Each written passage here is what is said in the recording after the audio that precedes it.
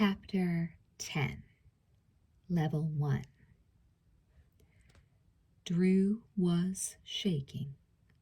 Part nerves and part drunken stupor, she figured the police were on their way. She hoped they didn't blare their siren. That thought ran through her mind. She didn't want the neighbors coming out and gawking as the cops led her down the walk into the waiting patrol car with her hands cuffed behind her back. What a disaster. In a matter of hours, she thought, she'd gone from party girl to the absolute jerk of the planet. Fine, then so be it. As long as the roof was going to cave in momentarily, she decided to get an axe and help the demolition.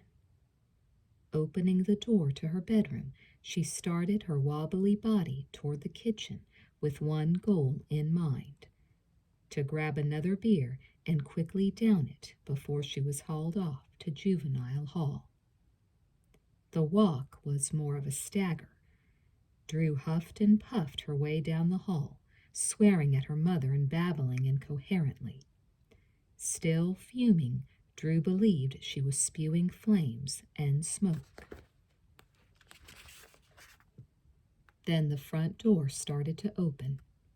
She heard the handle turn and the door hinges creak. Drew stopped in her tracks. Oh no, she thought, here it comes.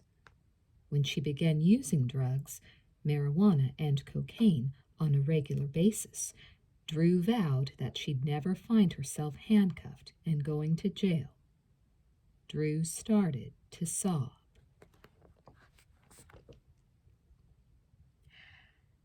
But it wasn't the cops. Chelsea and her mom walked through the door, and I breathed a sigh of relief. But with that last breath, I lost all my stamina and strength. Barely able to stand, I collapsed on the sofa. My eyes were watering, and I felt incredibly sick. Chelsea picked me up. Our mothers were talking. I couldn't hear a thing they said, nor did I care. Then they led me out to their car.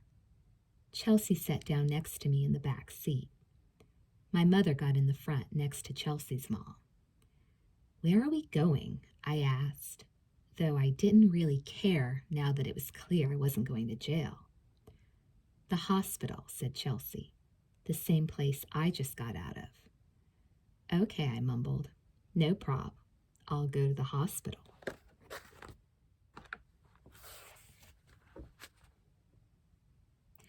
In whatever portion of her mind that was still trying to function, Drew envisioned herself being checked into a local hospital, like Valley Presbyterian, which was around the corner, where she'd spend the night and sober up. Sometime the following day, she imagined, her mom would arrive, deliver some grave lecture, and then they'd drive off in their BMW. No prob, indeed. She'd be wasted later that night. However, Drew was mistaken in her perceptions. Her situation was much more severe than she believed, and, as far as Jade was concerned, it required severe actions. More severe than either she or Drew had probably ever imagined. But at least Jade had been ready for it.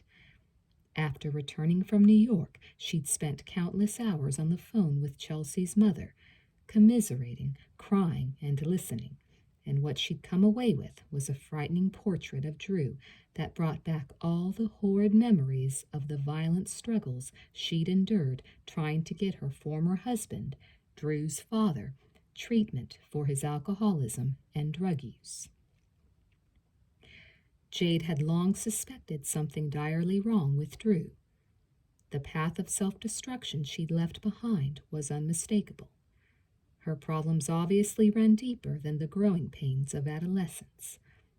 But their explosive relationship had made it impossible to penetrate the labyrinthine walls that stood between them. Confrontations led nowhere. So Jade following advice, had decided to wait for an incident like the one this evening and then take action. As they drove, Drew was laughing in the back seat. "Would you please chew some gum?" said Chelsea, disgusted. "You smell." "Do I?" giggled Drew. "Oops." The car pulled up in front of a long, low brick building that looked more like an office building than a hospital. It was the ASAP Family Treatment Center, a private drug and alcohol rehab facility in Van Nuys, California. Chelsea led Drew from the car. Jade followed Chelsea's mother, who, familiar with the admitting procedures, took charge.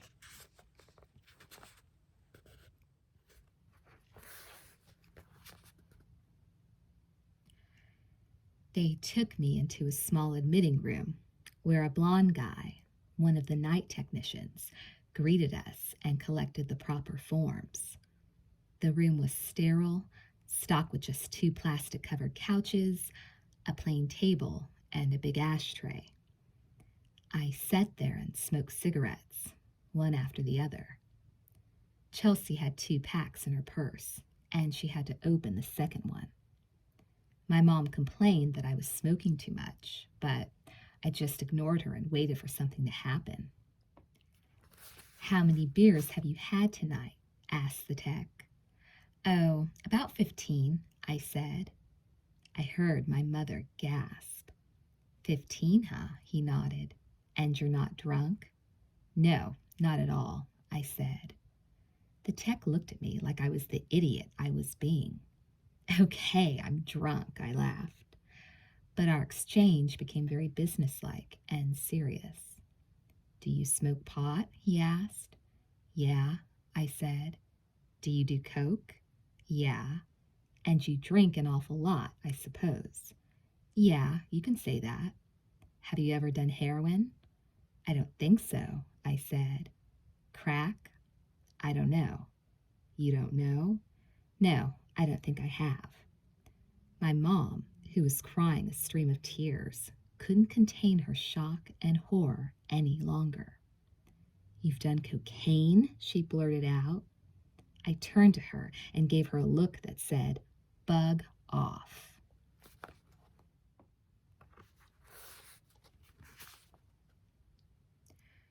There seemed no let-up to the questions.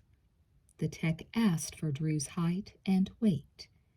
He ran down a checklist of illnesses and allergies, compiling a cursory medical history as best he could. He asked Drew to estimate the quantity of drugs and alcohol she consumed over the past week. She sat inhaling a cigarette, answering questions till it seemed she could no longer keep her eyes open. Jade, pale and drained, sat across from them in silence, showing the same signs of exhaustion and strain. Then the tech stood and told Drew to follow him. They were, he said, keeping her overnight. And I was thinking, yeah, right, you're keeping me here forever. No, he reassured me, not forever. By that time, it was about 5 a.m., and I was too tired to fight. I followed him down a hallway that was dimly lit and extremely quiet, since everyone was asleep. Then he opened the door to a small room. I looked in. There was a bed, equipped with restraints, though they didn't use them on me. Then he gave me some blankets and told me to get as much sleep as possible. "Wake-up's in 2 hours," he said, shutting the lights and closing the door. I stood there, rooted in the dark and unable to move. It was shock or some facsimile of it, and I was so overwhelmingly scared. In the dark, the only sounds I heard were my own wheezy breaths, and that made me sick to my stomach. What a pitiful case I was. So pitiful that I couldn't even muster up the tears to feel sorry for myself. Finally, I laid my weary self down on the mattress and pulled the blankets over me. but I couldn't go to sleep, at least right away. And so I stared at the wall for an hour, reliving the past evening and thinking about what a screw-up I was, and eventually dozing off into a brief, unsettled sleep.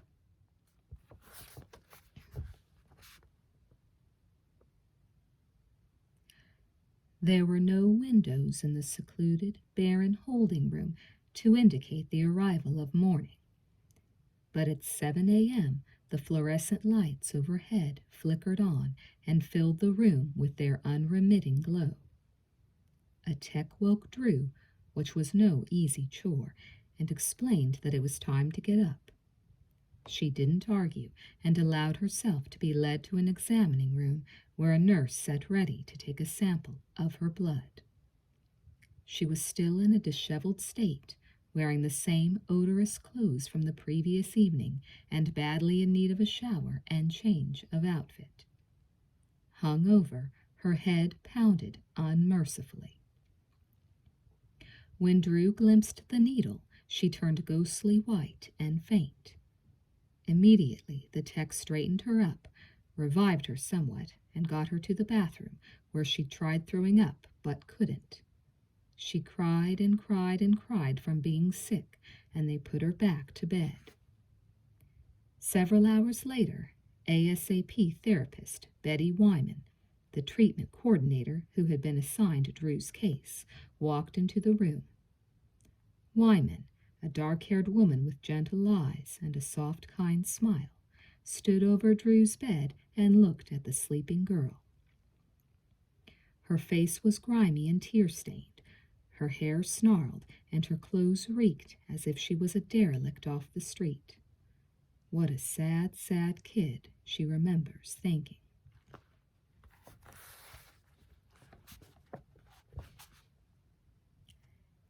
She woke me up. She was basically the first person I saw with a clear head and eyes that could focus.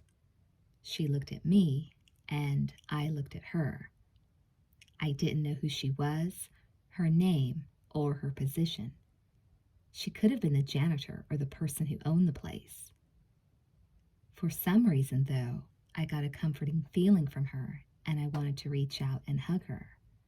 "Hi, I'm Betty," she said. "I'm your therapist. You're pretty sick, huh, kiddo?" "You could say that," I moaned.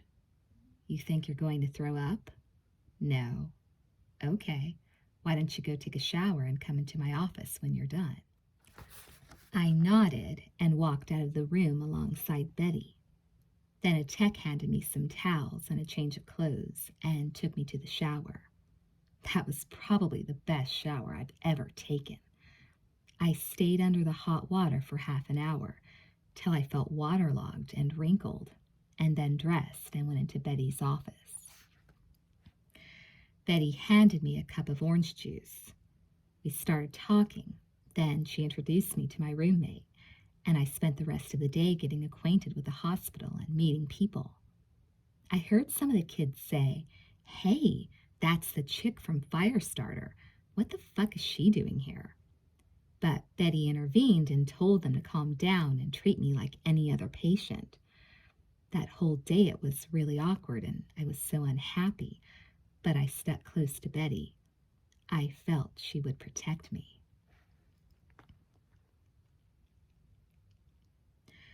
Jade spent the rest of that night and the early morning bereft of spirit, depressed, tired of crying, and too exhausted to scream.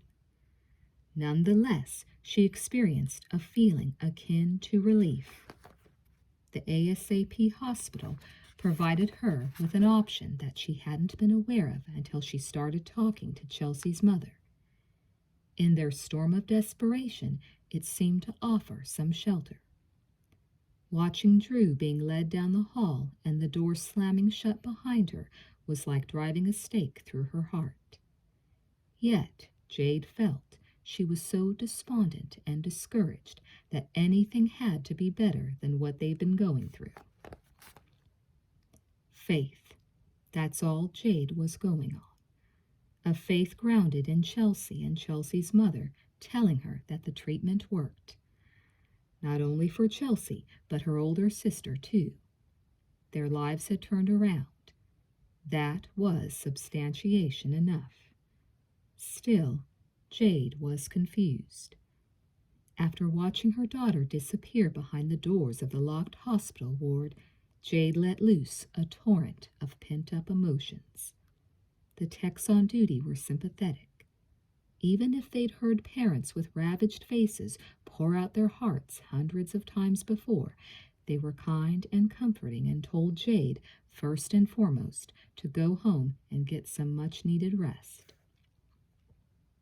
She was at the point where she wanted to be told what to do. She needed instruction, and she obeyed. The tech's competency, understanding, and experience gave her something positive to hold on to, the first positive sign she'd had in years. Later that afternoon, she came back to finish the paperwork and learn more about the program. At last, thought Jade on her way home, at last something positive was happening.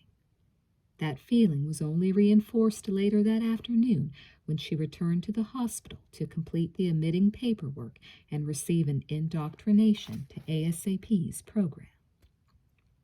The information came at her like an avalanche. Papers, terms, graphs, explanations. It was overwhelming, and she grabbed at bits and pieces, trying to assimilate the information as best she could in the condition she was in. She left with the sense that she was making the transition into a whole new world. That afternoon, this lady, a nurse who was older and sterner and completely opposite from Betty, explained the rules to me. It was done with a matter-of-factness that made me feel imprisoned. There was no smoking, she said, until your parent signs the smoking consent. But your mother already signed it, she said. Well, there's no point in telling me that, is there? I said. Listen, she snapped. Smoking is a privilege. It has to be earned and can be taken away. Right. And there's no SAOIing. Huh? Sexually acting out, she said. What's that? Kissing, making out, and all related activities. Oh. And for 15 minutes, she continued telling me what I couldn't do, or at what particular time something had to be done. There were appointed times for showering, for meals. There was no cutting lines for food. There was school every day and punishments for cheating, and there were particular bedtimes. That meant in bed and lights out. What time do I have to go to bed? I asked. You're new here, she said, which means you start on level 1. Bedtime is 10 p.m. on weeknights and 11 o'clock on weekends, if you earn it.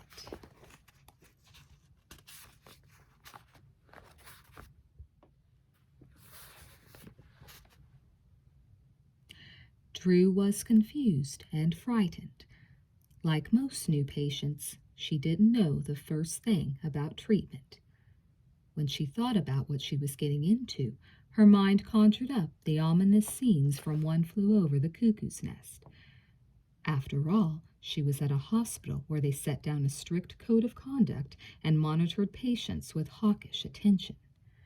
But the reality of ASAP was anything but threatening. The foundation of treatment is basically a process of nurturing a sick individual to health, and simpler than one might imagine. Through weeks and months of intensive therapy, the patient is made to confront and resolve the various issues that are causing their addiction. It's not enough to merely acknowledge the obvious symptoms, such as excessive consumption of alcohol or drug use. Successful recovery rests on the acknowledgement and resolution of whatever deep-seated problems cause the self-destructive behavior. The ASAP Family Treatment Center, founded in 1979 by psychiatrist Dave Lewis, is no different. At a cost of $500 per day, most of which is picked up by insurance, treatment revolves around long days of rigorous therapy, including individual, group, family, and multifamily sessions. The emphasis is on family therapy, re-socialization, and the daily practice of a 12-step belief program like Alcoholics Anonymous. ASAP patients, Dr. Lewis has found, span the gamut of economic, social, and family backgrounds, but share one thing in common. Most usually began using drugs or alcohol around age 8, started using consistently at 11, and were admitted to the hospital at age 15. Whether or not she wanted to recognize it, Drew fit the picture perfectly.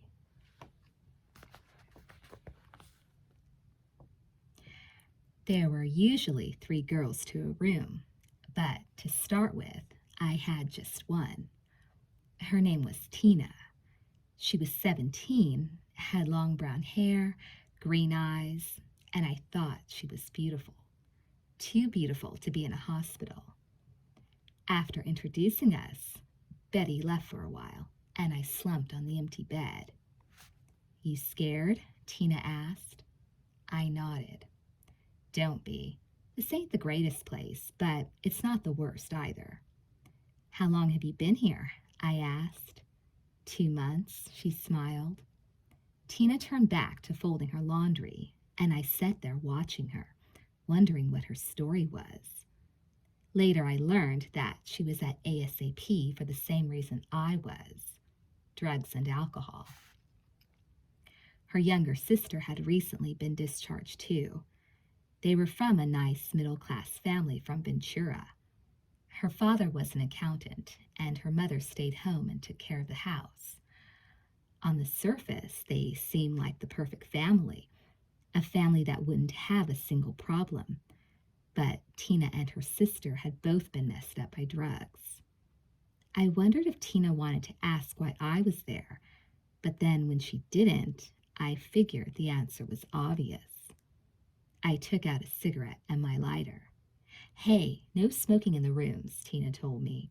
"You get demerits for that, and I'm not risking any of my weekend passes. I've got my release date, and I'm not ruining it." I put it back. "You need to borrow some clothes for the rest of the day?" she asked. "Yeah, that'd be great," I smiled. "That's really nice. Go ahead, pick something out." Lunch was the first scheduled activity of the day that Drew actually participated in. It wasn't pleasant. The food disgusted her fragile stomach, and she just sat at the table till it was time to go to the next designated activity, which turned out to be group therapy. Betty showed her to the large room where nearly 20 kids were already gathered, seated in chairs and on sofas. The group was led by Dr. George Blair, the resident psychotherapist, and counselor Lori Carasali, a past ASAP patient herself, who had already been designated Drew's individual counselor as well. Group, as it was called, normally lasted 1 hour. That day's session happened to be a marathon session, termed such for its 2-hour duration. My first group was a marathon. Oh God, I was thinking, please just let me get out of here. I don't want to be here. I was so miserable listening to people go on and on about their problems, one gripe after another. They started out complaining mostly about the unit, how people couldn't be trusted. They stab each other in the back to get attention, people lying to each other. Then Lori stopped the group and announced that there was a new patient. There was a lot of audible grumbling. "Duh, we know." I shrank in my chair and prayed she wouldn't say my name. "Don't even say my name," I thought. "Don't even say part of it, please." "Drew," she said. I put my head down and sighed. Fuck. Then Lori went around the room and asked everyone to introduce themselves to me. They'd say, "Hi, I'm so-and-so, and I'm an addict," or "I'm an alcoholic." I nodded. "Hi." The scene struck me as a little overly dramatic, and I was thinking, like, I really want to be meeting all of you in this situation. Maybe outside in the street, but not in here. Then Lori and Dr. Blair asked everyone how they felt about me being there, and most everyone who said something expressed concern that I was going to receive special treatment and too much attention. When they made those comments, I wanted to give them all the finger. Special attention was the last thing I wanted from any of them. Given the chance, I would have walked at that moment. "And how do you feel about being here, Drew?" Dr. Blair asked. "Oh, I love it," I snapped sarcastically. But then I caught myself, turned on the sweet little actress in me, and said, "I guess I do need the help, and I really understand." But in my mind, I was thinking, fuck all of you. Like, I really want to be in here. Drew was the walking embodiment of the word alienation. Everything about her said that. Her hunched, closed posture and tight-lipped reluctance to reveal the most basic emotions evidenced the angry thoughts that filled her mind. She told herself that she couldn't relate to anyone at the hospital. She knew that no one there would be able to understand her problems. The whole place, she thought, was totally lame, and she spent that first night in the hospital unable to sleep. The following evening, Drew saw her mother for the first time since being admitted. Jade was toting a suitcase of clothes, shoes, and personal articles. At first sight, Drew felt as if she was going to be snapped out of a bad dream, or that her mom was going to take her home from a slumber party. But that wasn't the case. She wasn't going home, and that rekindled the fury inside her. Later that night, Drew and Jade attended their first multifamily group therapy session, an assembly of children and their parents, where everyone is encouraged to address the various issues discussed that session. Drew and Jade wore all the telltale signs of first-timers. They walked in separately, not speaking. Drew, full of resentment, trailed behind, her eyes fixed to the ground. Jade, saddled with tremendous guilt and looking as if she'd had the wind knocked out of her, was wrapped in a heavy coat and stared at the group from behind large sunglasses. That was the first time I said, "Hi, I'm Drew. I'm an addict and alcoholic, and I have 2 days of sobriety." But I was just mouthing words. Inside, I didn't believe any of that stuff. I was only obeying the rules. Jade says, "There wasn't really any communication between Drew and me, nor did we actively participate in that meeting. Instead, we sat there and began to see how the multifamily therapy functions, how people share, open their feelings and get feedback, and how they're encouraged to be straight with themselves and consequently with one another. Basically, you're taught to strip away all the facades and veneer with which you protect yourselves and, ultimately, harm yourselves and the people you love." It wasn't so much that I felt hope after that initial meeting was over, because I was neck deep in confusion and trying to assimilate so much information that I didn't know what to think. But what I felt, which was very important for both Drew and me, is that we weren't freaks and we weren't alone. Instead, we were one of a great number of people who had exactly the same problems as we did. Not everyone else was functioning perfectly, as I often thought, because there we were among people from every walk of life, every income and social position, and we were all dealing with the same issues of drug and alcohol abuse. Afterward, however, I felt terrible. Watching Drew leave was devastating. Without so much as a goodbye, she just walked back into the unit and the door closed behind her. Instinctually, I felt that she needed me, that I should run after her and attend to her as a mother feels compelled to do. But they talked to me and told me to just leave her alone. They wanted to be able to work their program, to implement what they knew worked. If I was hovering, I would, as the ultimate codependent, the catalyst to Drew's bad behavior, be undoing all their effort. So I left and stayed away. The intensive program required Drew to meet twice weekly with psychiatrist Dr. George Blair. In their first meeting, Drew refused to talk about anything. She was wary, testing the doctor and judging him. But every girl on her unit to whom she spoke about the young, handsome therapist had a secret crush on him, and on their second meeting, Drew opened up. I talked to him about being fat and ugly for the film Far From Home, which I had to go do in about a week. The movie, a murder mystery that involved me in almost every scene, called for me to do bikini shots, and I thought I looked too big and gross. Why do you feel that way? He asked. Because I am, I said, starting to cry. I mean, look at me. I hate myself. You hate yourself or the way you look? Both. Well, why do you dislike yourself? Let's start with that. Nobody likes me, I sighed. And do you think that's really true?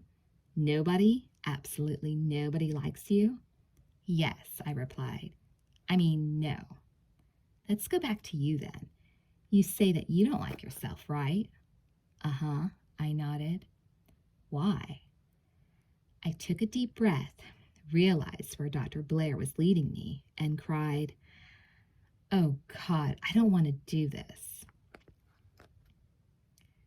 Because film commitments allowed Drew only a brief stay at ASAP, an effort was made to pack in as much treatment as possible. So between the many group meetings each day and her twice-weekly individual sessions with Dr. Blair, Drew also took part in 2 hours of family therapy, which brought her into contact with her mother. To say Drew hated it is an understatement, but it was no easier on Jade.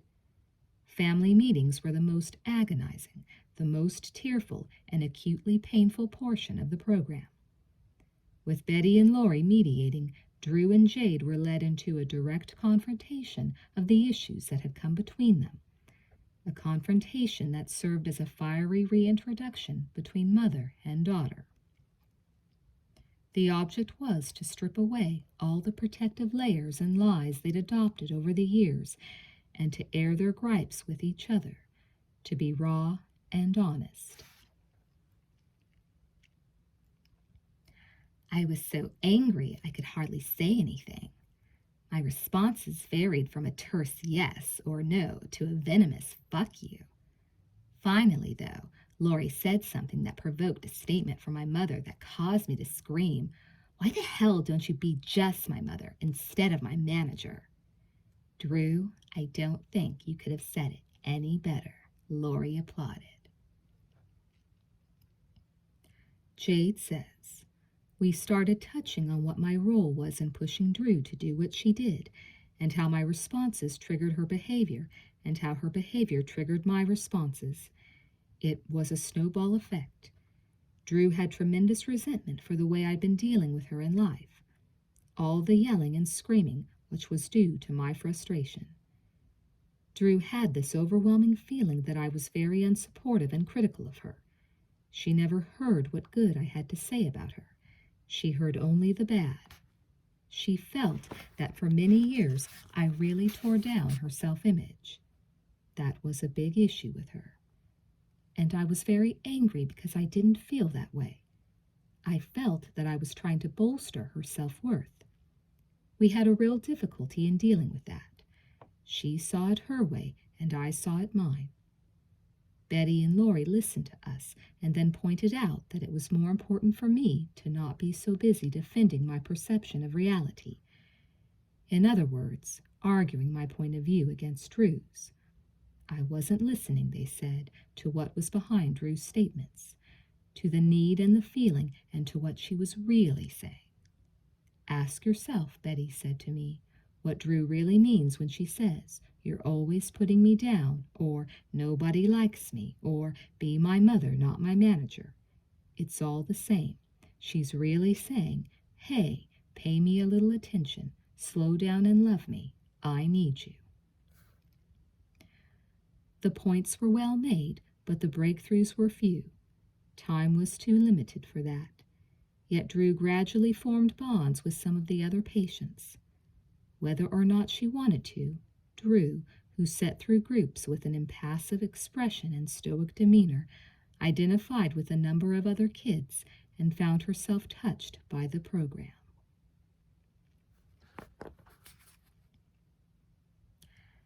For more than a week, I didn't say a word in any of the groups.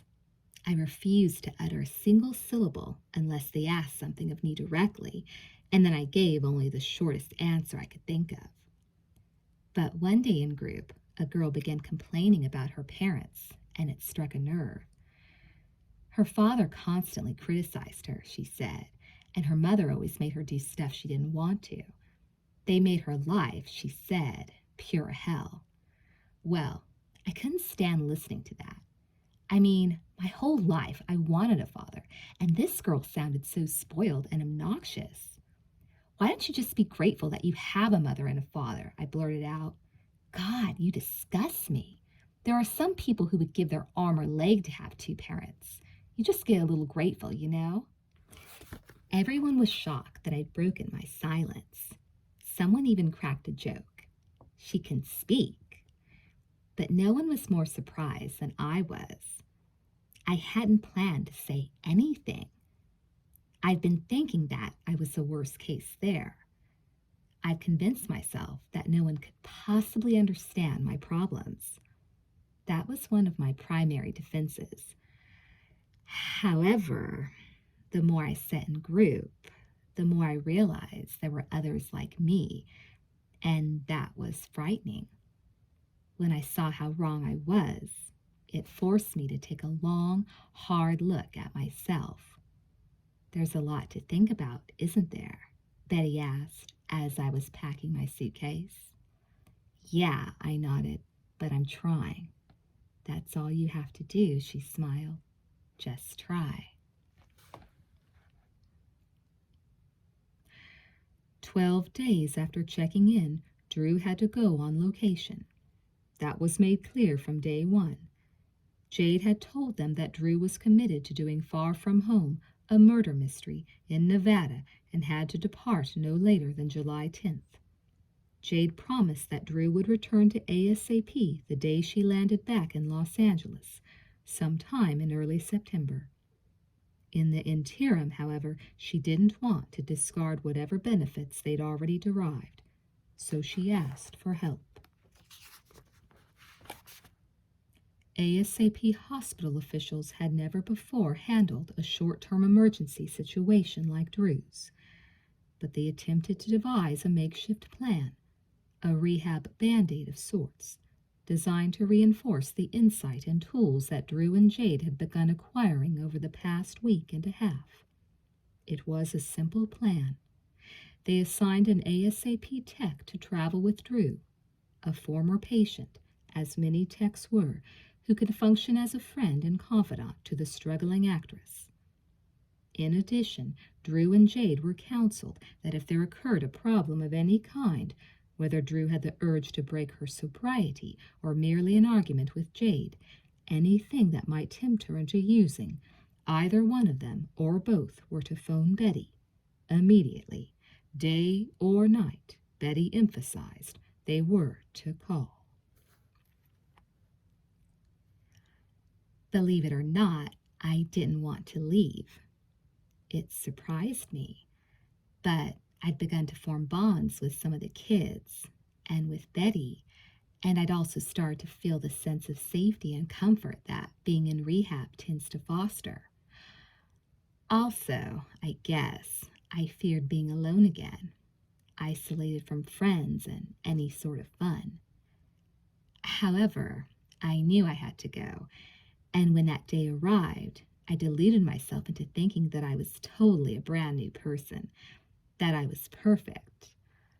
But I wasn't. Chapter 11. Busted, the sequel. The plane carrying Drew Jade and their ASAP tech, Diane, landed in Gerlach, Nevada, early on the morning of July 11th. Gerlach, a small former mining outpost in the northern corner of the state, hadn't seen anything like the far-from-home movie crew since the gold rush days of the late 1800s. Overnight, the local population of 350 was nearly doubled, which was good business for the town's several bars where everyone gathered at night. Except for me. I kept out of the bars. It wasn't difficult either, which was surprising. If anyone had asked me 1 month earlier if I could have stayed sober for 12 days in a small town with just 3 bars and nothing else to do, I would have laughed and said, "No way." However, not only did I survive, I had a pretty decent time being marooned in Gerlach. I hung out at the hotel and the laundromat, talked to my tech, with whom I shared a room, and gotten to my work for the first time since Cat's Eye. In that small a town, it was pretty hard to get away from yourself, at least without everyone in town knowing about it. And the fact that I didn't blow my sobriety gave me a small measure of confidence that I was on the mend. After nearly 2 weeks of residency in Gerlach, which crew members compared to being shipwrecked on a desert island, conditions improved markedly when the production moved to Carson City. By comparison, Carson City was a thriving metropolis, boasting hotels with room service and casinos and around-the-clock nightlife similar to its larger Nevada cousin, Las Vegas.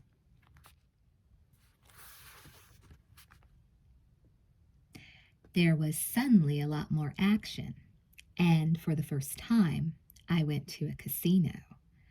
I dressed up like Scarlett O'Hara, turned on my sexy girl act, and waltzed in with one of the crew members. Since I was doing pretty well, my mom didn't mind. Neither did the casino workers, who must have thought I was around 22. Right off the bat, I was offered a drink. "No thanks," I said, without a second thought. I didn't need to drink. I was occupied. A crew member stuck a pair of dice in my hand and bellowed, "Stand back and let the lady throw. She's good luck." I was? How could I be when I didn't know what I was doing? I didn't even know the game was called craps. Even worse, everyone was watching me, waiting for the throw. Nervous, I clenched my teeth and let him rip. The dice flew right off the table. Fortunately, everyone laughed. "Oh well," the croupier shrugged. "Try again." Eventually, I got the hang of it and began having a great old time rolling the dice. Blackjack became my game. In no time, I turned into an addict. I'd brought $20 with me, hoping to get into a casino. That night, I played my $20 into a little over 200. Then the crew member who'd escorted me into the casino walked over, saw the pile of chips sitting in front of me, and let out a shrill, admiring whistle. "You aren't lucky, kid. You're good," he said. "How about trying the roulette table?" "Sure," I said, scooping up my winnings and following him. However, in less than 15 minutes, I was down to my original $20 and heading back to my room. I'd lost nearly everything. I didn't mind losing the cash. It was worth it. I'd had lots of fun, and I told Diane, my ASAP tech, about it. She listened, but she didn't seem happy when I let her in on my latest idea. "If everyone down there thinks I'm older," I said, "maybe all the other clubs will fall for it too. We should try a few more of them." "Tonight?" she asked. "Tonight, tomorrow, the next night," I said. "It was lots of fun, and we're here for God knows how long." Drew, she intoned, listen to what you're saying. You're convincing yourself that you're older. You aren't. You're 13 years old. You're putting yourself in a dangerous position, falling back into that old line of thinking. If my mother would have said that to me, I would have snapped at her and gone right ahead with my plan to hit the casinos and clubs. But Diane was different. That's why the hospital had sent her, for just that type of situation. We talked at length about what I was doing and why, until I saw that I was getting back into that party girl frame of mind. For the first time in years, I exercised some self-control. It was hard, painful in fact. Though I didn't break my sobriety, I still hung out with everybody on the crew in the various bars and casinos. And when one of my friends would order a drink, I'd stare at it, feeling incredibly anxious, like I wanted to grab the glass and down it. But I didn't. I really wanted to be sober. It was a constant tug of war and an extremely boring time. The movie wrapped September 5th, and Drew flew back to Los Angeles the next afternoon. That night, a girlfriend drove her back to the ASAP hospital. She'd been away for almost 2 months.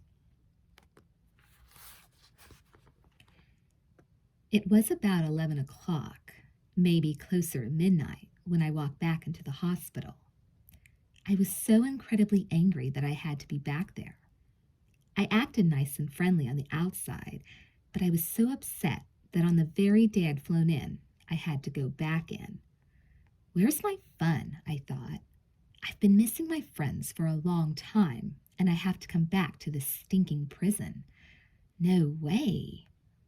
I didn't want to face that I was still as much an addict as when I first entered the hospital. Even though I hadn't been drinking or doing drugs, I had still been hanging around with a crowd that did. Later I learned that's called dry time.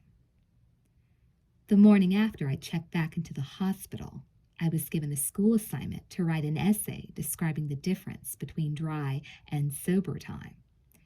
They must have been waiting to teach me that lesson because I didn't have a clue to what it meant. So ask around, my teacher said. Look it up. That's the whole point. The paper was due the next morning, which meant I spent the rest of the day asking people around the hospital and in my groups what the difference between dry and sober time was. I really did try to learn something. Dry time, I wrote, is when you continue to sit around the things that you're trying to get away from, like drugs and alcohol, and your feelings are still very much involved. You don't work a program, go to meetings, or even discuss it. So you may not be using, the teacher said, but you're continuing to satisfy your addiction. On September 12th, after a brief hospital stay of 6 days, Drew, against medical advice, flew to New York with her mother to loop dialogue for the movie See You in the Morning and to audition for a play. She was contractually obligated to work on the movie. The play was icing and anticipated her successful treatment and release sometime in the fall. Jade didn't think 6 days in Manhattan would be detrimental to Drew's treatment. It wasn't the best situation, but she appeared to be doing well, and she'd be back in the hospital in a week. However, although Drew hadn't touched a drink or any drugs for 76 days, on the plane she had a bad premonition about the trip. I was real afraid something bad was going to happen to me, she recalls. And it did, on September 15th. Later that night, Stacy and I decided to go to one of our favorite nightclubs. From the moment I returned to New York, Stacy and I fell back into our same routine of hanging out at her place, except for one big difference. We didn't drink or get high. And until that night, we hadn't gone out to any clubs. But I didn't think that was a big deal, and when the subject of going there was raised, I was all for it. We got there about 11, and sometime around 12, I spotted one of Bobby's friends. I asked if he was going to show up, and his friend said yes, sometime, but he didn't know exactly when. I got excited. We hadn't spoken, and I wanted to see him. A bunch of us went into the ladies' room, and one of the girls asked me, "Do you do blow?" No, I stopped that. I shook my head. She already had a little packet of cocaine out of her purse and open, ready to dole out lines.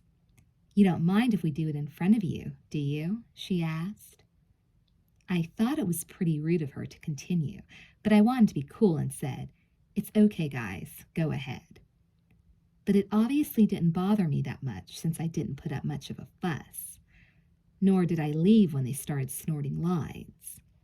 Instead, I stood there and watched enviously as they inhaled, felt the burn of the coke, and then turned lively and giddy. "Are you sure you don't want any?" the girl asked me again. At that moment, I started to cry. I felt really, really sad, overcome by sadness. I looked at my watch and blew it right there. It was 12:37, and I was supposed to be home in a few minutes. But I didn't care. I was tired, and I thought, well, a little Coke will wake me right up. Why bother with a cup of coffee? So I did a line, and then another. After taking those 2 quick hits, I started shaking, knowing that I had just blown all my days. Even though they were dry, I was really proud of them. I got really scared and thought to myself, oh God, you just had 78 days sober, and now you don't even have 1 minute. I waited there in the bathroom, feeling really scared. When I walked out, I feared everyone would know I'd blown all my sobriety. But when I looked around, everyone was smiling at me. Stacy saw something was wrong right away. "You know what I just did?" I said. "What?" "I just blew my sobriety." "No way, Drew." "It's true," I said, half crying and half laughing. "They're going to know when they take a urine analysis at the hospital," I said. "They're going to know I did coke. Oh God, they're going to know, and I'm going to be shit." I started freaking out, mumbling all sorts of things, crying and babbling until Stacy grabbed my shoulders and shook me. "Drew, get hold of yourself," she urged. It was a crazy scene. In the midst of this crowded dance floor, with music blaring and people knocking shoulders with us, we were screaming at each other about sobriety and cocaine and boyfriends and curfews and rehab hospitals. When I think back on it, the whole thing seems surreal. As long as they're going to know, I told Stacy, I might as well do some more.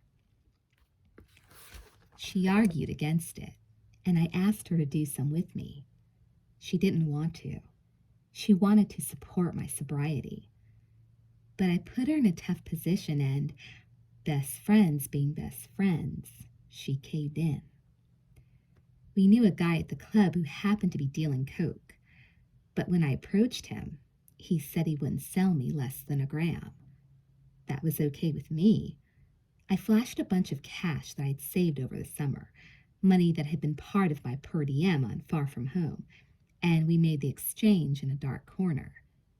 A few minutes later, we did a line each, and then waited for Bobby to show. He never did.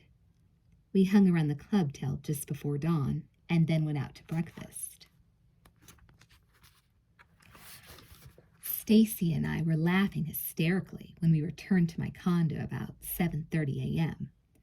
But the minute I put my key in the door, I got real scared. Despite the drugs, it was extremely hard for me to have fun. In the back of my mind, I kept seeing my mother and thinking about how much I was hurting her. Did it stop me? No. But the minute I opened the door and saw her, the laughter died and I got frightened. I told her that I'd been at Stacy's all night. She believed me, and the 3 of us talked for about 2 hours. but the conversation was all so fake. Even though my mother and I had spent several months becoming more aware of our relationship, working on our various problems, the fact that there was cocaine in my pocket suddenly put that old wall up between us. But this time, instead of blaming her, I knew that I was responsible for the hurt I was generating. Finally, Stacy and I went into my bedroom and looked at each other. "Do you realize what a big one we just pulled on her?" I said. "She had no idea." But at the same time, we both added, "God, I feel so bad." Later that day, Mom and Stacy went shopping while I rested.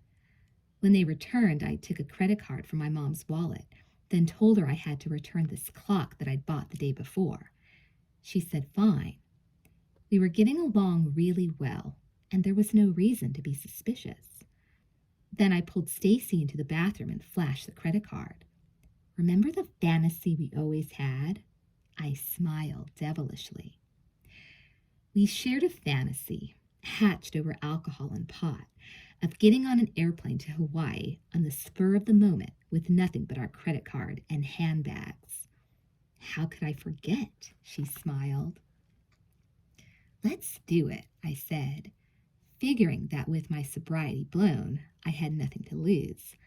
"I've got the credit card, and we've got the drugs," she said, finishing the sentence. "Okay, let's do it." We walked back out, and I told my mother that I'd be back in an hour or so. She said goodbye.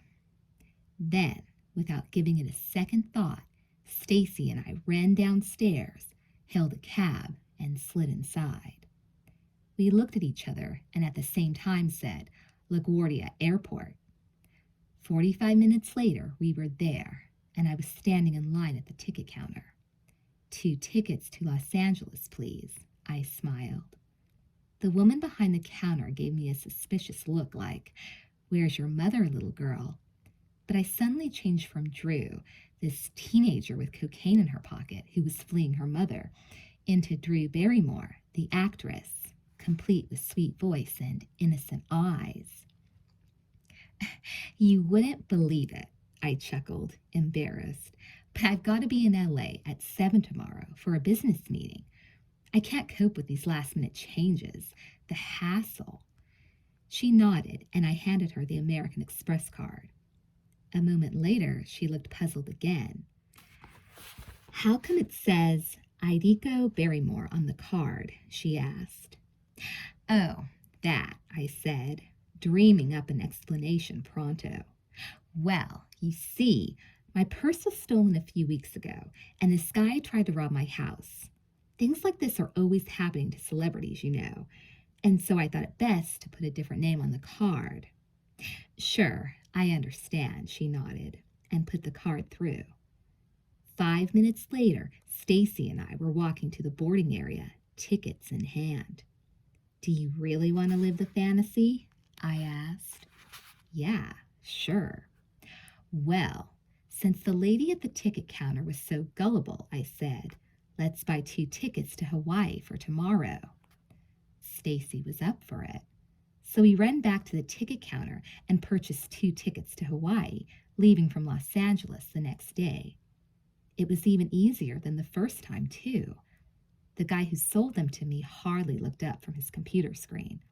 Then I telephoned my mother. "Where are you, Drew?" she said, with obvious irritation. "Oh, I'm out to dinner with Stacy," I apologized. "I'm sorry. I know I'm screwing up, but I'll be home soon." "In an hour." "Fine, an hour or so," I said. We had a brief stopover in St. Louis, and I called my mom again. "Where are you?" she asked. "I'm around," I answered in a sickeningly sweet voice. "But it's okay. I'm fine." "When are you going to be back?" she asked. "Around 3. She said fine, and I began to hedge and push for a later time. "Maybe 6 or 9 tomorrow morning. If you aren't back by tomorrow morning, I'm calling the cops." "Oh, just give me till until 2 in the afternoon," I pleaded, And when she gave in, I figured, well, if she'll sell for 2, I can push for 6 later and go on with this forever. And we hung up on a friendly note. About 7 hours after we'd embarked on this trip, Stacy and I were walking through the front door of my condo in Los Angeles. At the end of summer, my mother had sold our old house and bought a smaller 2-bedroom place that was easier to maintain. We blasted the stereo, got dressed in some of my fancy clothes, and decided to take my mom's BMW to go out to dinner. So we started downstairs in our dresses, clutching our little purses, which contained our money and credit card and drugs. And when we got to the garage, I said, "Oh, shit, my set of keys to the car at the hospital." "There's got to be an extra set somewhere," Stacy said. "Your mom is the type to hide a spare key." Half an hour later, I found the extra key.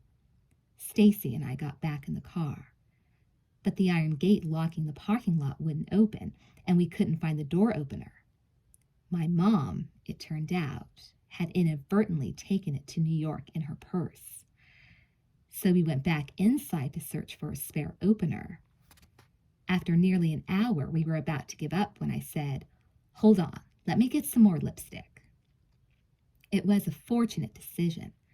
I opened my mom's makeup drawer, and there, right next to the lipstick, was the opener. "God," I said, "I guess he meant for me to do this." I really thought he did. Everything was lining up so perfectly. After dinner, I called my mother and told her in the same sickeningly sweet tone of voice that I'd be home soon. But this time, she didn't buy it. "That's it. I'm calling the cops," she said. All of a sudden, my tone of voice turned acidy. "Do whatever the hell you want," I shouted. "See if I care." She hung up the phone, and I knew right then that this fantasy was turning into a nightmare. A few moments later, I tried calling my mom back, thinking I could convince her to forget about calling the police. By then, however, the telephone in our New York condo had been disconnected or unplugged, and she was on her way to the airport. It turned out that she had called Stacy's sister and found out from her that we were in Los Angeles, though I had no idea. "I know my mom," I told Stacy in a panic. "She's too smart for my shit. Let's get out of here." We grabbed some bags out of my closet, threw a bunch of clothes inside, chucked them in the car, and took off. Even though it was around 2 or 3 in the morning, I headed for a friend's house, but took a wrong turn and ended up on Hollywood Boulevard and found myself being tailgated by a cop. Both of us started to freak because we had cocaine sitting on the dashboard and the cop pulled up alongside the car. "What should I do, Drew?" Stacy asked. "Inhale the whole thing or brush it on the ground?" I don't know why I retained such presence of mind, but I said, "Very gently put your hands on the dashboard, fold up the packet, and put it in your pocket." We finally arrived at my friend's house, but it was so late we ended up falling asleep in the car. In the morning, we discovered that she was out of the country, so we went back to my house and slept a few more hours. When I got up, it was with a sick feeling that my mother knew what was going on. Talk about paranoia. I felt we had to get out of the house. We fled, first to a friend's house where we bought some more coke, a transaction that was completed in my friend's bedroom while his parents were hosting a brunch, and then we set off for another friend's apartment. I'm a good driver. I learned from an older friend when I was 9, but at that point, I'd had too much coke. When I tried to parallel park in front of the apartment complex, I bashed both cars, in front and back. It would have been a bad scene under any circumstances, 2 dented cars, but there was a garage sale right in front, and about 30 people witnessed the accident. I began beating the steering wheel, crying, "No, no, no, this is not happening." Only one of the other car owners was there. I gave him my address and told him I'd pay whatever it cost to fix his car. Then I left a hastily written note on the other car, and Stacy and I darted into my friend's apartment. She saw how ragged we were and asked if anything was wrong. I said, "Don't ask," and then went into her mom's bathroom and did 4 lines of coke. Stacy came in a minute later and did a few lines too. We looked at each other and started to laugh. The situation struck us as funny, scary funny, and both of us, nervous and exhausted, recognized it. At that point, I was so miserable that I actually entertained the idea of driving straight to the hospital. I wanted to. I realized that I was on a crash course with disaster, but I didn't know what to do with Stacy. At least, that's what I told myself. Our only realistic choice at that time seemed to be returning to my house, where we did some more coke. In the euphoric days of the coke, we decided to go to the mall. Our logic was simple. What was the point of having a credit card if you weren't going to shop? We hurried off to the stores on Ventura Boulevard, but on the way, I had a feeling that my mom might have canceled the card. Or maybe she hadn't yet, but was going to. In a hurry, we grabbed clothes off the rack without even trying them on, and threw them down on the counter, where the girl at the cash register recognized me. We chatted, and she put the charge through without checking for authorization. But we weren't so fortunate at the next store. "This card's been reported stolen," the woman said. "Are you kidding?" I bluffed.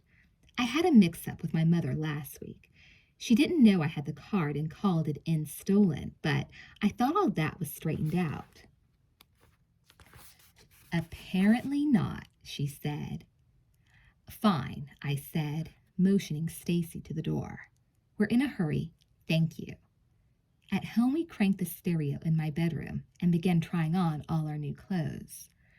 When I saw that we had about an hour and a half before our plane left for Hawaii, I started rushing around trying to get ready. However, before we left, I wanted to finish the coke. I'd passed through the airport metal detector in New York with the coke wrapped in a tiny bit of aluminum foil, and even though nothing happened, I realized that was potentially serious trouble. I didn't want to risk it. "There are about 12 lines," I said. "Why don't you do 4, and I'll do the rest?" "Come on, Drew," she shook her head. "That's too much for you." Nonetheless, we did about 4 lines each, catching a buzz that had our hearts racing, while still leaving just a small amount, which I stuck in my jeans pocket before taking off those pants.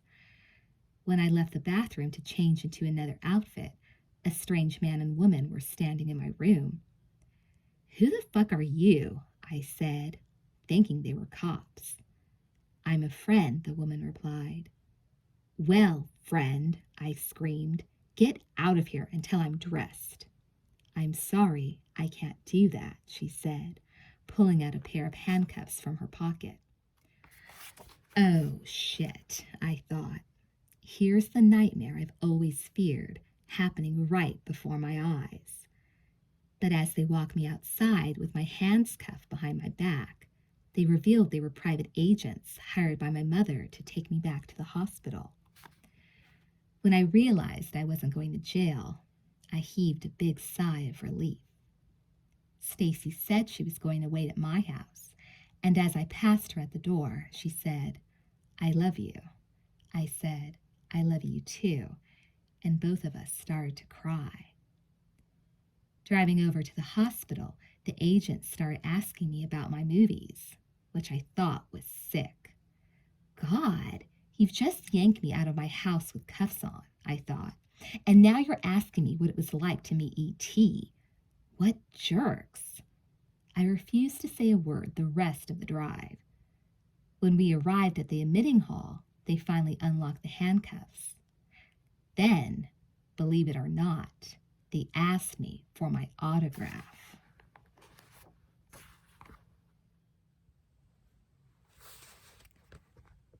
Chapter 12. Hi, I'm Drew, and I'm... The minutes passed like hours. Drew could almost hear the creaking of gears as the red second hand on the wall clock in the ASAP office swept around the dial. She turned her head from side to side, checking out the hospital scene. There were a bunch of new kids whom she didn't recognize, and she averted her eyes from those whom she knew. She was too exhausted to do any more than breathe, and even that was a bit taxing on her system. Strung out, sweating, and shaking, Drew imagined herself coming to the end of a long, tedious script, stopping on the final 3 words, fade to black. "Are you okay?" a tech asked as he passed by the seated girl. Drew mumbled something he couldn't make out. "What?" he asked, puzzled. "Fade to black," she muttered again. "That's what you write at the end of a movie."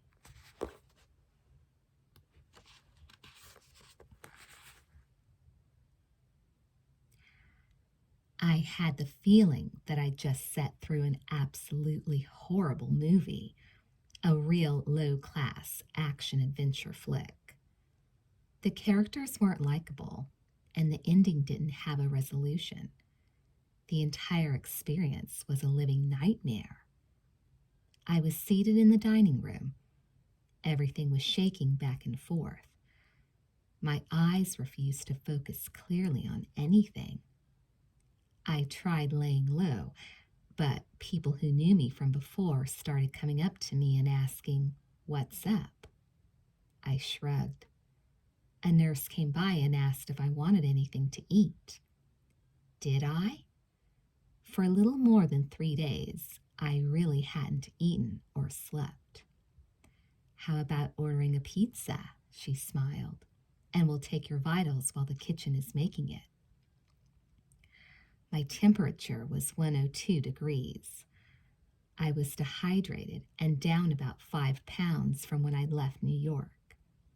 My hair was all matted, and I was shivering from cold sweats, agitated and yet too weary to even sit up straight in my chair.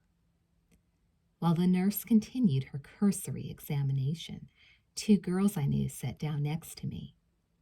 "What happened to you?" one of them asked.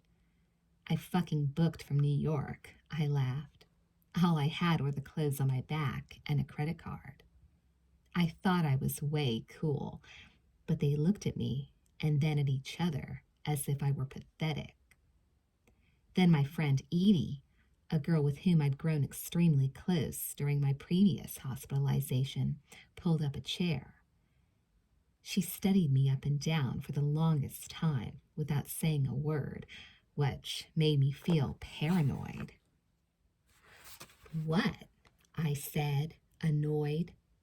"How much sobriety do you have?" she asked. I was going to lie. I was going to open my mouth and say 83 days or whatever the number was. But I knew the hospital was going to run a urine test in a few moments, and then everyone would see all the coke I'd done. If I lied, Edie would find out later when it was brought up in group. I was trapped and didn't know what to say. I looked at the clock and, still reeling from all the coke I'd snorted earlier, imagined the face popping out like a figure from a Salvador Dali painting and saying, "Don't lie, bitch." I didn't want to answer her, but I knew I had to. They could all see right through me because they'd been working their programs and trying to get better, and I couldn't bullshit them. What should I say? I wondered. As my friends all waited expectantly for my answer, I was overwhelmed by a wave of fear. 20 minutes, I whispered, and lowered my head so I wouldn't have to face their stares. 20 minutes of sobriety. Fuck, man, I heard Edie say. She had it going so good, too. I ventured a quick glance at their faces, and they were all looking at me with sadness in their eyes. It was the most severe punishment. Unable to bear their scrutiny, I bolted from the dining room, locked myself in the first empty dorm room I found, and prayed for a magic power that would allow me to disappear. Later that night, the ASAP routine was spelled out for her again in the same painfully detailed speech she'd heard months earlier. This time it was delivered with an even sterner tone that underscored the gravity of her situation. Drew wanted nothing more than to shut everything she was hearing out of her life. Half an hour later, unbridled anger had replaced the drugs she'd ingested. Back in the dining room, Drew had gone off the deep end. Taking offense at the way another patient had been treated by several techs, she threw a temper tantrum so great that 4 techs were needed to wrestle her to the ground. Restraints, not commonly used at ASAP, had just been placed on Drew when her therapist, Betty Wymond, and counselor, Lori Sarah Solly, arrived after being called in from their day off. Drew saw them, sighed, "Oh, shit," and calmed down. "I felt really manipulated," Wyman recalls. Therapeutically, I believe she felt so guilty and so shamed over breaking her sobriety that she had to let us know. Basically, it was just a display by a little girl who wanted the moms in her life, Lori and I, to come in and tell her, "Hey, it's okay. We love you." The remainder of the evening passed uneventfully, and Drew was awakened by a cautious tech at 7:30 the following morning. She cleaned her room, ate breakfast, and was in school by 5 minutes to 9. She picked a seat in the back corner, which became her permanent place, and rested her head on the desk. At noon, instead of eating lunch in the dining room, she carried her tray into the ASAP office, where she sat by herself in a corner. Isolation was my big problem. I didn't want to be where anybody else was. I felt so unsafe.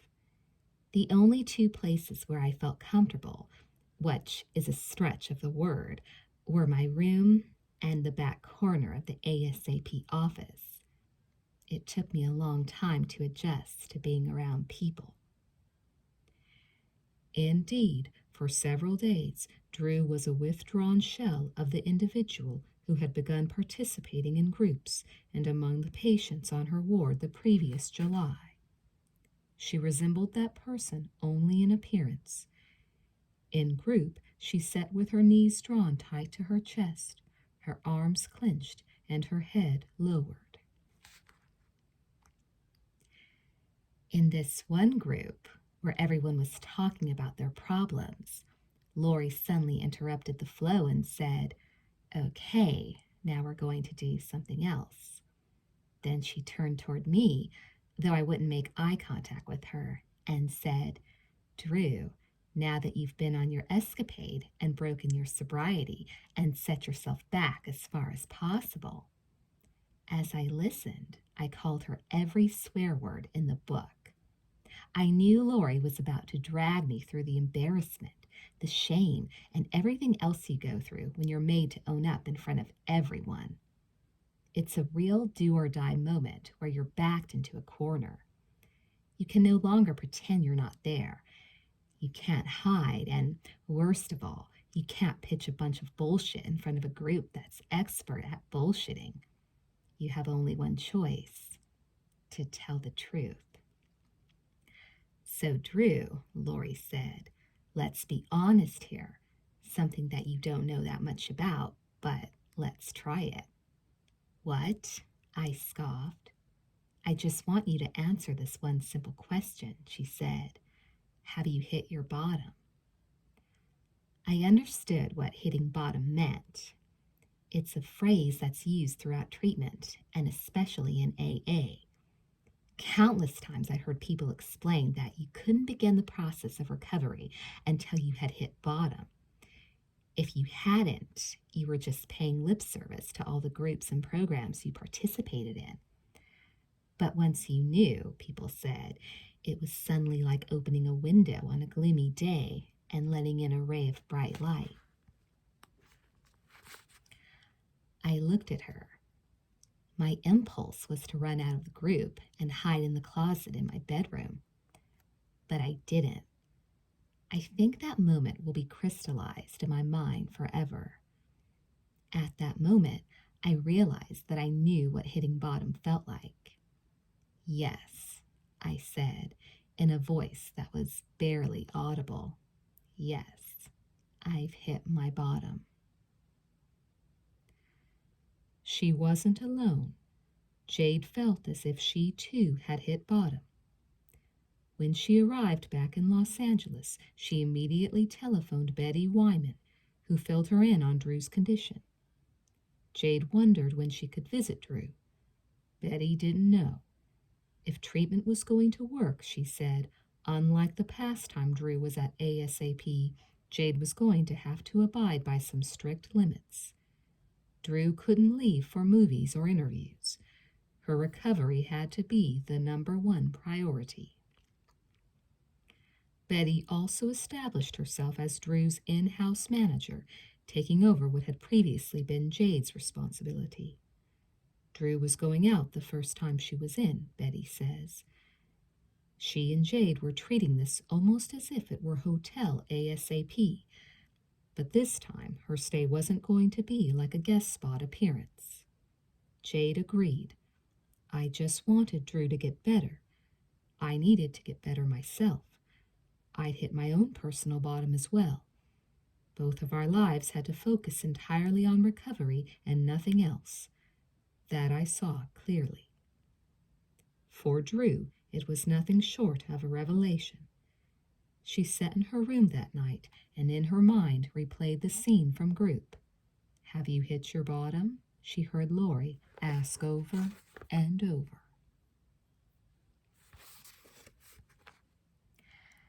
After that, I became aware of what my situation really was. I saw the amount of work I had to do. I knew that I'd hit my bottom. That's how people get into the program. Knowing that made me recognize how similar I was to everyone else in the hospital. We'd all hit our bottom. My thinking was radically altered by that realization. Before, my attitude had been that no one could understand me. No one could relate to me. I was totally different and I couldn't relate to them. But once I saw that we all shared a similar experience, I thought, well, maybe I can relate to them. Maybe I am just like them. In subsequent groups, even though I still didn't talk that much, I began to listen. From that, I became aware of people's problems, my own included. Once I started to listen, I couldn't help but reflect on my own problems, and slowly I began to try. I wouldn't show anything outwardly. After a while, though, I saw myself progressing, and it was feeling really good. Maybe you should try being really open, I thought to myself. Take a risk. Be honest. Write down your issues, Dr. Blair told Drew during one of their early sessions. It was Drew's first written assignment since being back. Identify 10 issues that need exploration, he said, thus beginning the initial process of recovery, which basically consists of confronting and then resolving the issues that caused her addiction in the first place. In no particular order of importance, this is what I wrote. 1. Working out problems with my mom. 2. Working out problems with my dad. 3. Getting to know myself. 4. Overcoming my little and big fears. 5. Learning to deal with rules. 6. Accepting things I can't change. 7. Facing the real world. 8. Respecting people, places, and things. 9. Sex. 10. Boyfriends versus father figures. I wrote that all on my own, without any help or suggestions from Dr. Blair. And when I look back over the list, 2 things shocked me. 1, my honesty, that I was owning up to myself marked a big change. And 2, I was amazed that when I looked deep within my bruised and battered self, I saw these things so clearly, as if they had already been written out and were waiting for me to come stumbling upon them. Looking at that list, Dr. Blair asked, "What can you tell me about yourself?" That I have trouble relating to people," I answered hesitantly. "Okay," he smiled. "Why do you think that is?" Braced to tell the truth, I said, "Because I don't like myself all that much. Because I think of myself as this lowly, unworthy creature." He shut his notepad, signaling the end of our session. "If you don't like yourself or respect yourself," he said, "then it becomes difficult to like and respect other people." Drew was wondering where her mother was. At some point each day, Drew expected to be summoned to the reception desk, where she'd find Jade standing with a supply of new clothes. After all, Drew hadn't seen Jade since she'd walked out of their condo in New York. Nor had she spoken to her since their last conversation, whenever that was, which had been no more than a cocaine-flavored sing-song that ended with a rancorous hang-up on both sides. "I feel empty," I wrote in another paper Dr. Blair assigned me, "because I feel that I've now lost everything. I mean, I lost my dad a long time ago, but now the only person I have is my mom, and now I have lost her too. I finally pushed her too far, and now she's gone. I hope that I will have her back in my life. I feel like I have nobody. I don't know where my friends are. I don't even know who they are. I feel as if I've lost the only true friend in my life, my mom. I've never gone this long without seeing her, or at least talk to her on the phone. I used to want to get away from her all the time, but now that she's away, I feel horrible." Finally, after some determined pestering, Lori told Drew that her mother hadn't abandoned her. Actually, Lori said, Jade was in New York, where she was carrying on with her life. The news nearly caused Drew to turn blue in the face with anger. If she had to suffer through the constant demands of the hospital, then she wanted her mother to suffer too. Drew didn't want her mom to enjoy herself in her old stomping grounds while she was a virtual prisoner. 2 weeks passed without a word. Then, "You've got multifamily tonight," Betty unexpectedly announced to Drew one afternoon. "What?" Drew replied, surprised. "Don't I have to go with my mom?" "She'll be there," she said.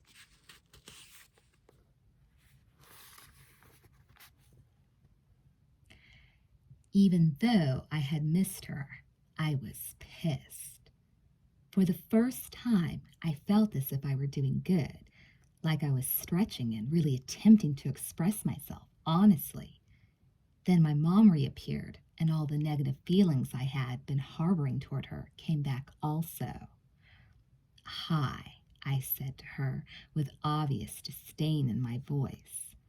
"Hello, Drew," she smiled. My mom was still quite angry with me, too.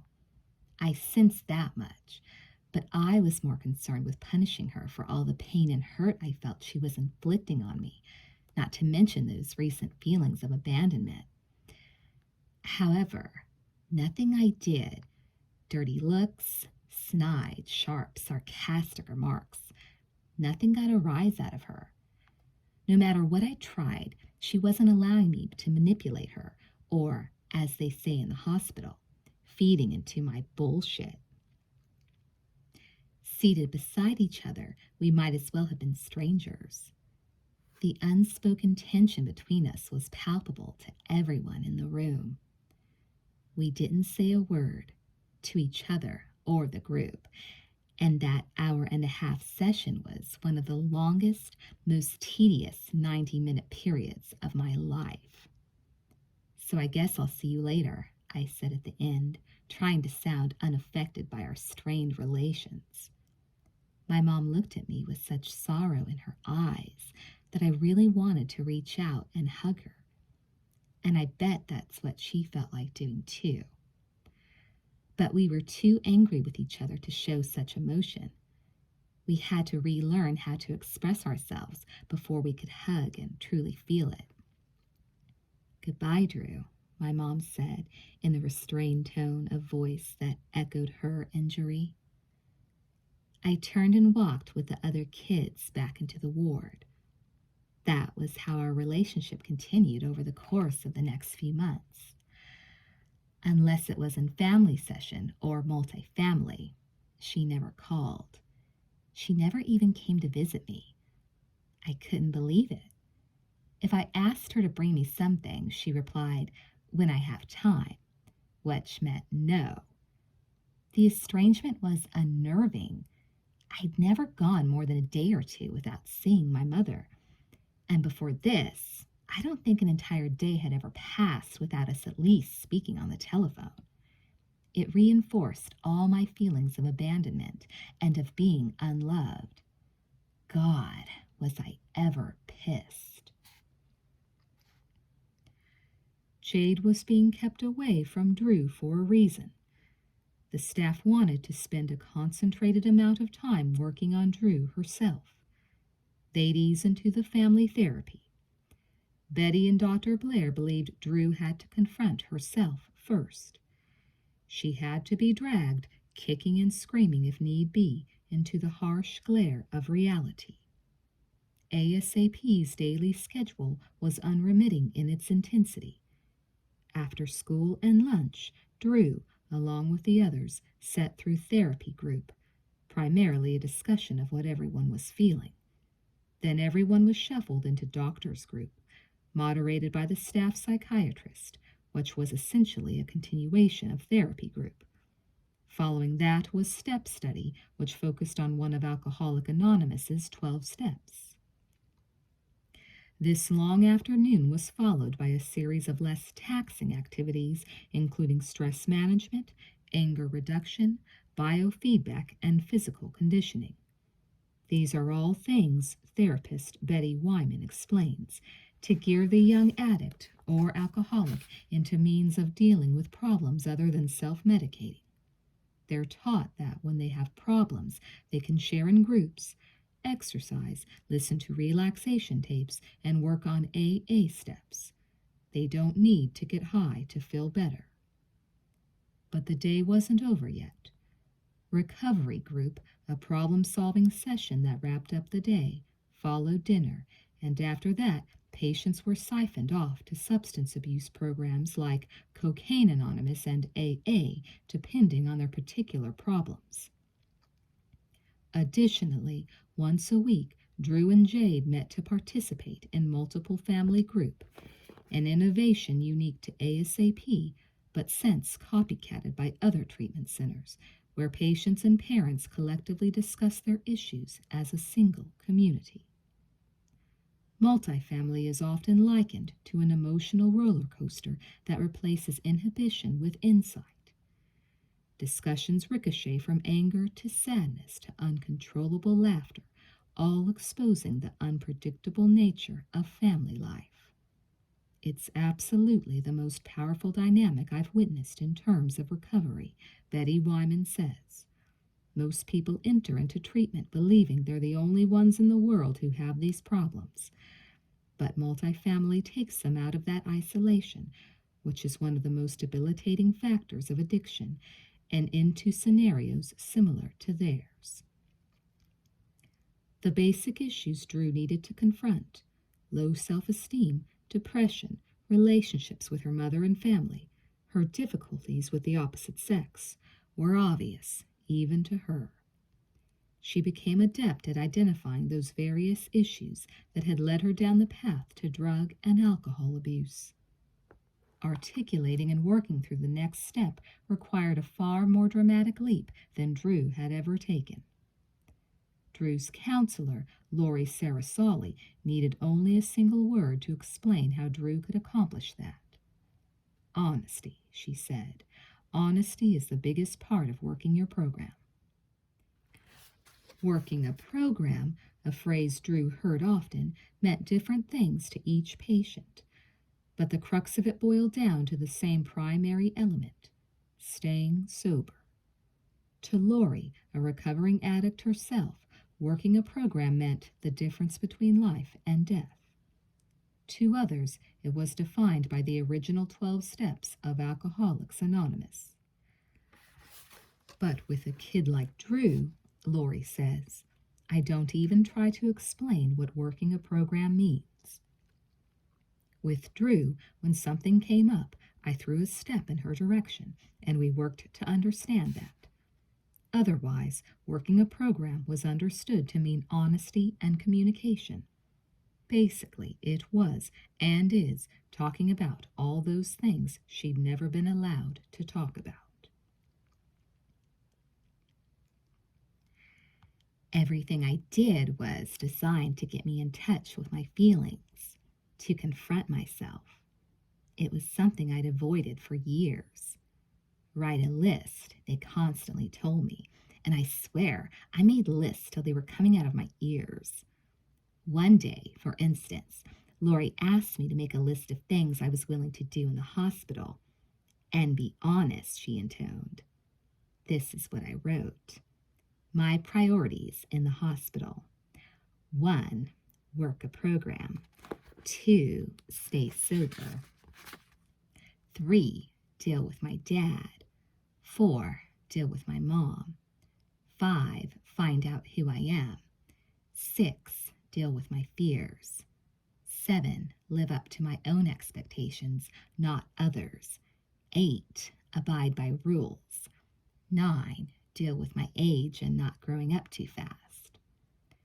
When I compare this list to the list of issues I'd made 3 or 4 weeks earlier, I saw that they virtually overlapped, except for 2 monumentally important additions: working a program and staying sober.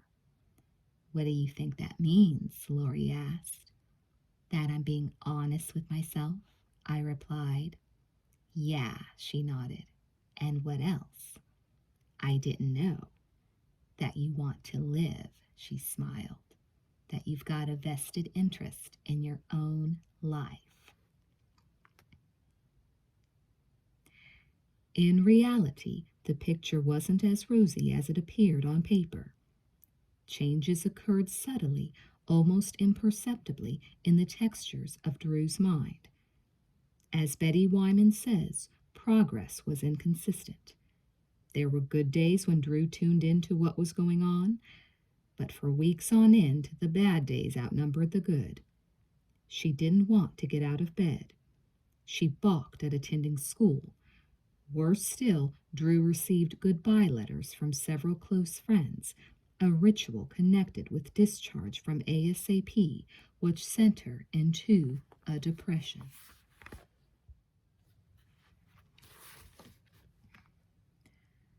All my friends were leaving. Maybe not all, but that's what I imagined. What really bothered me about their departures was that there was still no end in sight to my hospitalization. For a brief time, I felt as if I didn't have any close friends in whom I could confide. Then this guy came in, and for some reason, I liked him. I don't know why. His name was Rick. He had blonde hair, blue eyes, and was real tough. A gangster type with a lengthy criminal record. Not a good person, basically, but that was the kind of guy I was attracted to. It was part of my self-destructive tendencies. Rick was always kind of rude to me, but one night I confronted him in the hallway and we sat and talked for about an hour and a half. A few days later, we exchanged notes, which eventually led to us secretly becoming boyfriend and girlfriend. We could never do anything, though, or we weren't supposed to, since it was against the rules to SAO, sexually act out. Unfortunately, once I started to like him, the little progress I'd been making disappeared as all my issues with males came back. I saw guys as the answer to my problems with low self-esteem. I obsessed on winning their affection. I had to prove I was worthy of their love. Of course, in the process, I ended up hurt more often than not. Rick proved no different. With my mind fixated on his dreamy eyes and long blonde hair, I lost control of myself. Even though I knew he wasn't a great guy, I ceased to care about anything except his attention and finding the satisfying love my father never gave me. The consequence of that was disastrous. Everything I'd been working on, everything that had made sense to me, suddenly went down the tubes and I became a hellion again. I quit sharing in groups, working in school. I got put on something the hospital called a male communication freeze, which meant that I couldn't talk to any males in the hospital, and that lasted for a few weeks. It was supposedly to help me explore my problems with boyfriends and relationships. The freeze ended the day before a weekend dance, where we planned to see each other. Through friends, Rick and I arranged to meet in the storage room, where we planned to finally kiss. After weeks, we still hadn't gone past exchanging notes or stealing glances. When none of the texts were looking, both of us slipped into the pitch-dark room. But instead of kissing, we just talked in excited, breathy whispers. Still, a tech caught us, which cost us any future privileges we might have been expecting on upcoming weekends. Ticked off in a major way, I ran into an adjoining room, locked the door, and started to climb out the window. I was going to bolt from the hospital, AWOL, as it's called. Unfortunately, the tech nabbed me again, and this time they gave me 3 days of ITP, which was a huge drag. Intensive Treatment Program. 3 behavior violations earned the dreaded ITP, which confined a patient to their room in place of free periods between scheduled activities. It was nothing more than being grounded, part of the hospital's effort to enforce definite limits to the patient's behavior, something that was often lacking at home. The worst part of ITP, Drew thought, was having to write out the assignments she was given as part of her punishment. Her first topic, is Rick just another number on your long list? Well, to be completely honest, I wrote, he really isn't. I feel like I'm completely in love with him. I'm probably not really in love, but I care about him so much. In a way, I regret what I did last night, but to me, Rick is worth it. Sometimes when I see him or think about him, I get scared that he's screwing around with my head. He tells me that he loves me, and I believe him, but I'm scared of getting hurt. In her first month and a half, Drew was slapped with ITP more than 15 times. It was a hospital record as well as irrefutable evidence of her lack of self-control and the wanton way in which she exercised restraint over her various impulses. Her infractions varied from general tardiness to an unkempt room to smoking cigarettes in her bedroom, which wasn't allowed. Among the worst of her violations was being caught making out in Rick's bedroom.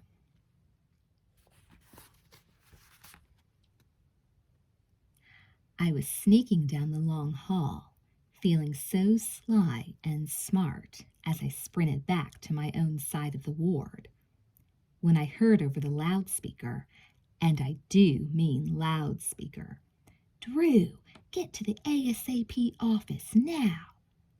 I changed directions, then opened the office door, where I was greeted by one very unhappy, unsympathetic tech. "What were you doing in Rick's room?" he asked. "I wasn't in there," I said in a bitchy tone, "so get off my case." "You were caught," he snapped. "You've got ITP again." "Shit!" "Go to your room," he said, "and no passing room 4, which was Rick's room, on your way there." "Don't worry," I said. "I've already had enough of that tonight." A week or so later, my heart sank when I spied another girl's bracelet dangling from Rick's wrist. I was angry, and Rick wouldn't look at me. He wouldn't give me the time of day. I couldn't confront him since I was on a male freeze again. Then I found out that he didn't like me anymore. Why? I wondered. What had I done? Instead of letting these disparaging feelings gnaw at me unchecked, Lori had me meet them head on by writing down how I felt. The words poured out of me. I feel used, abandoned, lied to, fucked over, angry, sad, mad, hurt, and like I don't even exist, I hastily scribbled. To be honest, I feel like a piece of shit. "What do you think is the problem with you and guys?" Lori asked. "I just feel that if I get into a relationship," I said, "I'm definitely going to get fucked over." "Why?"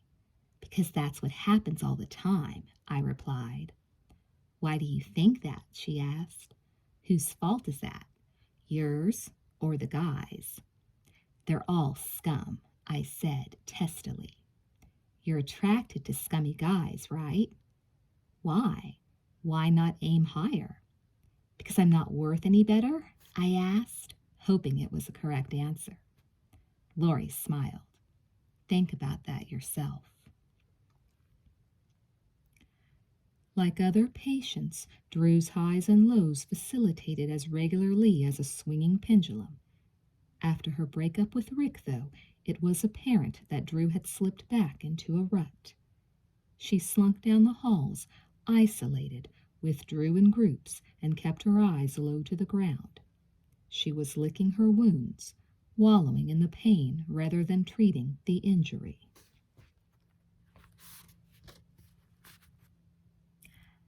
I reverted. I rolled up inside myself and disappeared into a black hole of self-pity and remorse.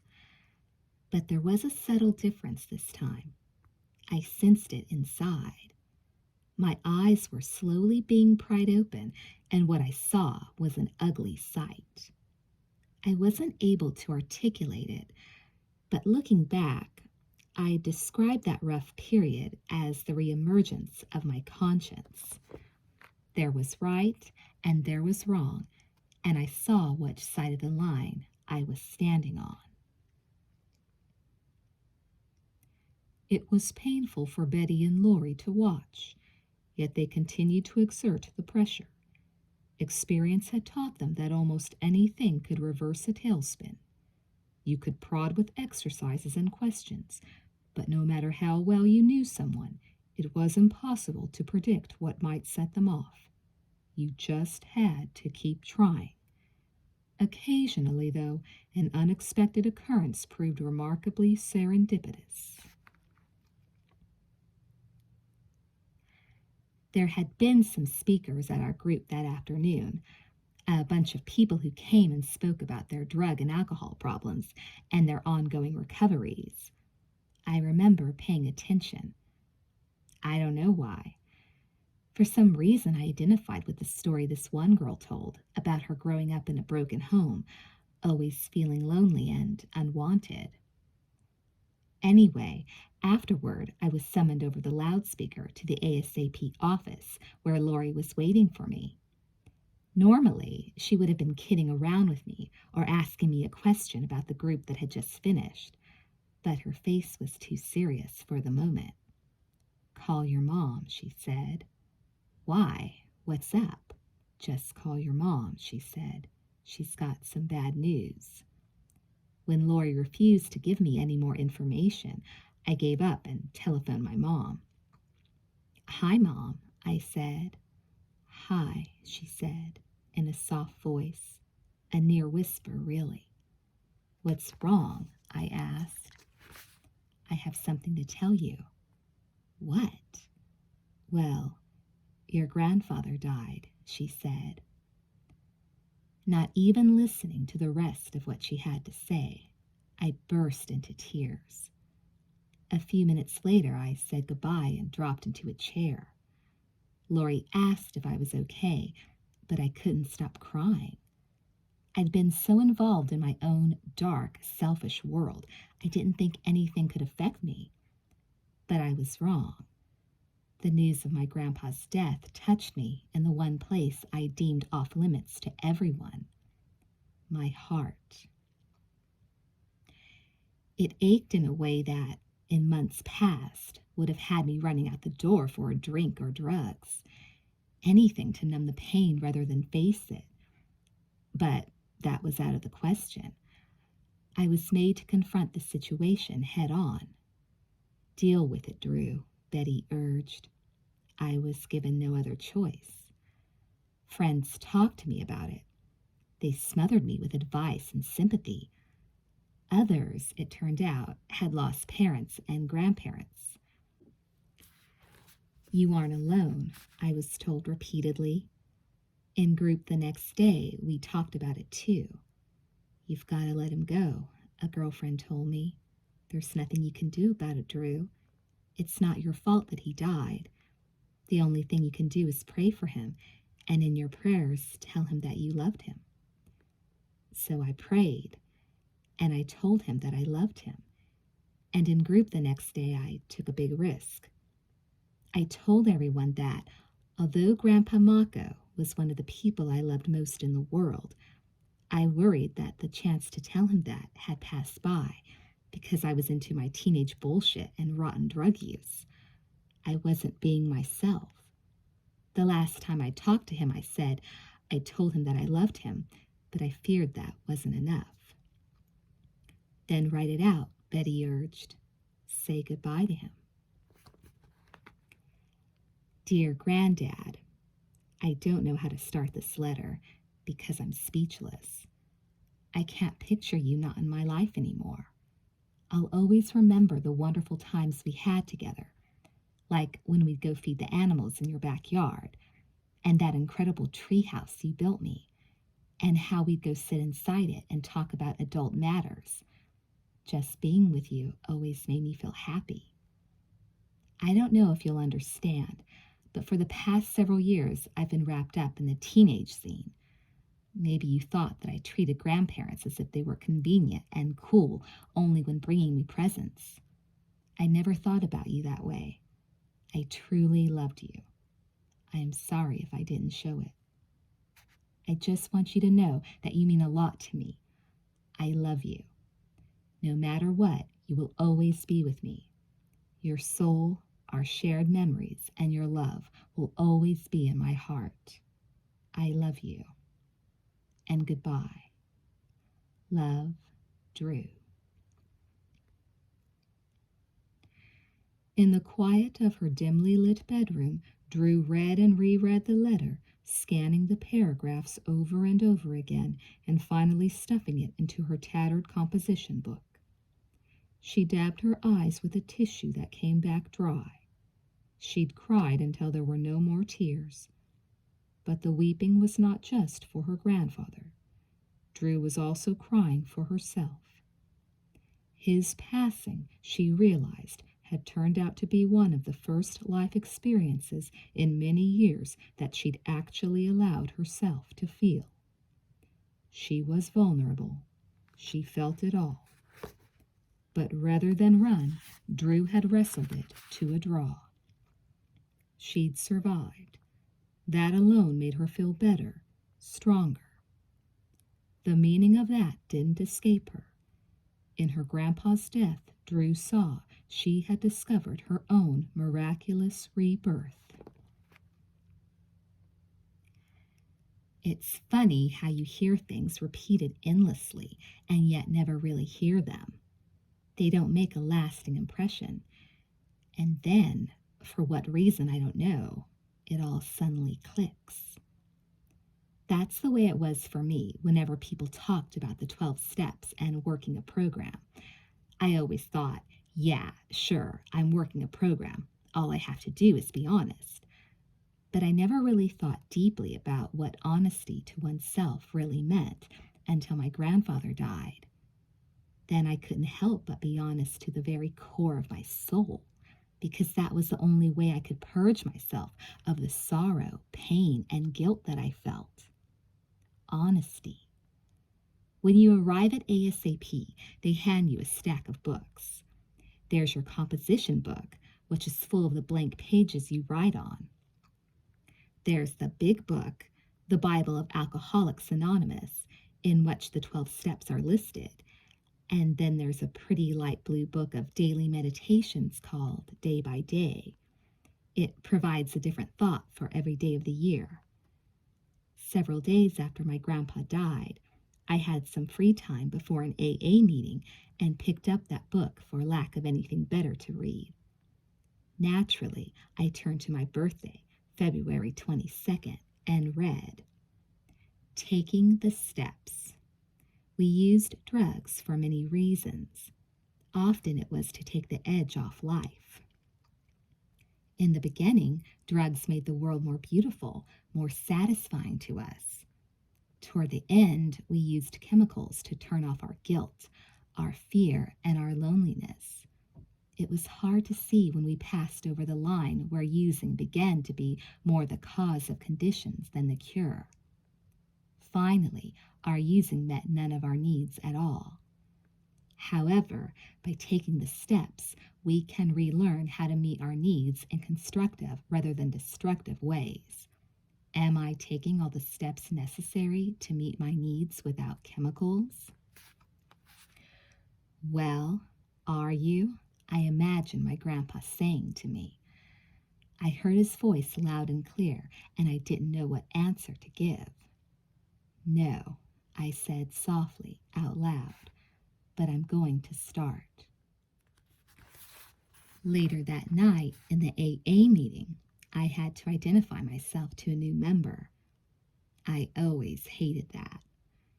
As I stood up, my sentiments were still unchanged.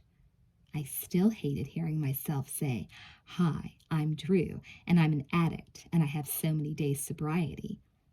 But if I was going to be honest with myself, I had to fess up to the hard, cold fact. In a clear voice, with my eyes directed toward the new member of the meeting, I said, Hi, I'm Drew, and I'm an addict, and I have 51 days sober.